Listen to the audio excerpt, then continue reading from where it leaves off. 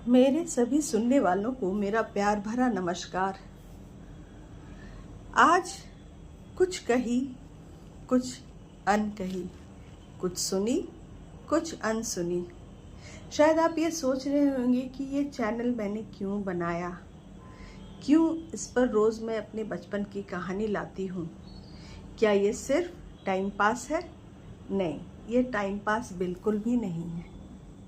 मैं पेशे से अध्यापिका हूँ, एक अच्छे स्कूल में पढ़ाती हूँ और मैं ये अपनी जिम्मेदारी समझती हूँ कि अपने बच्चों को सही रास्ता दिखाया जाए।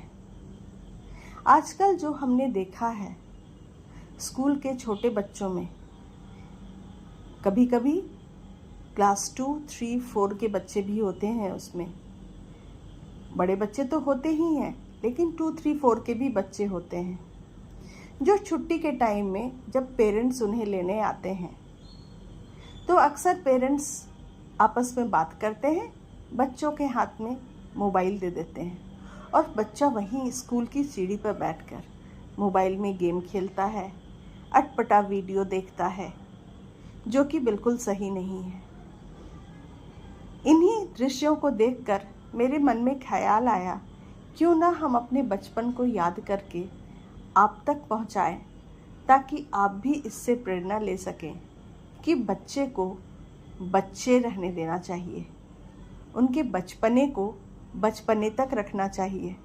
हाथ में मोबाइल देखकर पेरेंट्स अक्सर ये सोचते हैं कि हमने बच्चे को उसका हक दे दिया। नहीं, बच्चे का हक उसके हाथ में मोबाइल देना नहीं है।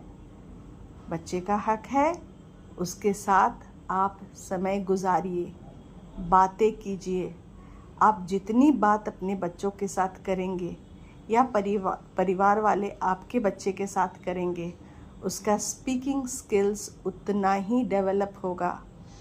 उनमें बड़ों को आदर, छोटों को प्यार और उनके लहजे में एक मासूमियत, मुलायमियत आएगी, जो आजकल के बच्चों में मिसिंग है। अक्सर बच्चे गेम्स खेलते हैं जिसमें गन लेकर कैरेक्टर इधर से उधर दौड़ता है। वो उसके दिमाग को बहुत गलत इम्पैक्ट देता है। आप माने या न माने, आपके बच्चे जब जिद पर अड़ते हैं, आपको संभालना मुश्किल हो जाता है। आप ही की बात बच्चे कभी सुनेंगे, कभी नहीं सुनेंगे। बच्चे में समझदारी और बुद्धि के इस्तेमाल करने की क्षमता बहुत घटती चली जा रही है। ब्रेन बिल्कुल चीज़ी हो सा गया है। चीज़ी ब्रेन का मतलब है पिलपिला। पिलपिला कोई भी चीज़ होगा, सॉफ्ट कोई भी चीज़ होगा, अगर उस पर थोड़ा सा भी आप स्ट्रेस डालेंगे तो वो उसको बर्दाश्त नहीं कर पाएगा। ब्रेन को स्ट्रॉन्ग होना चाहिए। जिस तरह हम एक्सरसाइज करके, जिम जाकर अपने बॉडी मसल्स को मजबूत करते हैं ताकि वो किसी भी परिस्थिति में हमारी शारीरिक क्षमता को कम नहीं होने देगा, उसी तरह ब्रेन भी एक्सरसाइज मांगता है। वो तर्क की एक्सरसाइज मांगता है, वो बात करने की एक्सरसाइज मांगता है, वो खेल में गिरकर उठने, उठकर संभलने और क्यों गिरे इस पर सवाल मांगता है।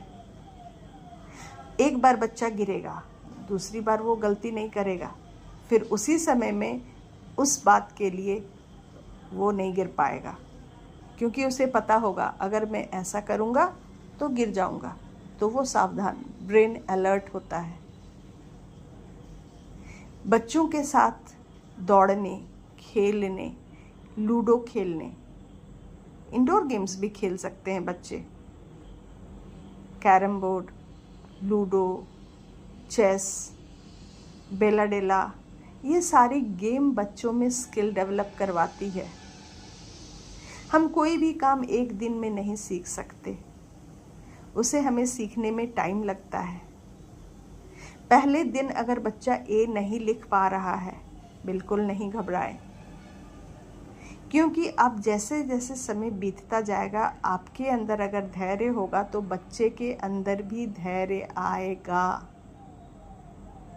समय निकालकर बच्चों से बात करें, उनकी भावनाओं को शेयर करने की उसे आदत दें, वरना वो गुपचुप एक साथ कोने में बैठा अगर मोबाइल खेलता रहेगा तो उसे अपनी बात कहनी कभी नहीं आएगी।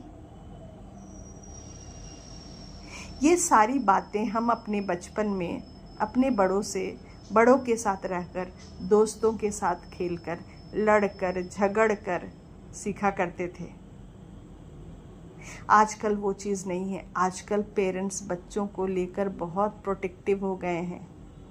कभी कभी ये देखा गया है बच्चे का होमवर्क भी पेरेंट्स ही करते हैं। कभी नहीं करें ऐसा। टूटा फूटा जैसा भी हो उसे करने दें। एक दिन पहले दिन उसकी होमवर्क ख़राब होगी, हैंडराइटिंग ख़राब होगी, लेकिन अगर वो सतत प्रयास करता रहेगा तो आप देखिएगा 10 दिन के अंदर सुधार आएगा। और ये लिखित है। कोई भी काम बच्चा अगर पहले चलना सीखता है तो कई बार गिरता है, फिर वो चलता है और उसके बाद तो वो दौड़ लगाने लगता है। ठीक उसी तरह ब्रेन को भी उठकर गिरने, गिरकर चलने और चलकर दौड़ लगाने की आदत देनी होगी। हर चीज़ रेडीमेड देना सही नहीं है। गलती करके ही बच्चा सीखता है। इसीलिए मैं अपने बचपन में ले जाकर आप लोगों को यह संकेत देना चाहती हूँ कि बच्चों को उनके बचपना से वंचित ना करें, उनके हाथ में मोबाइल ना दें। ये बहुत डेंजरस दौर चल रहा है। मेरी वीडियो लंबी हो रही है, इसीलिए इस पर मैं कभी और बात करूँगी।